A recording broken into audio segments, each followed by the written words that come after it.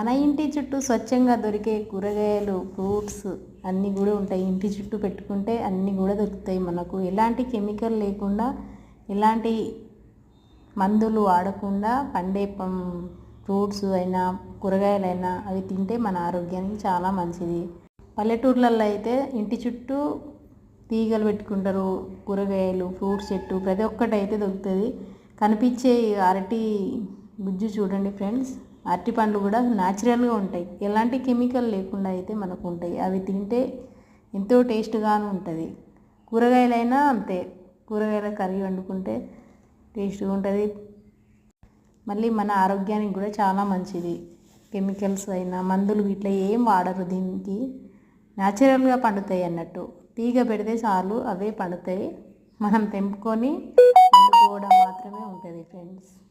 ఇలా ఉంటుంది పల్లెటూరు.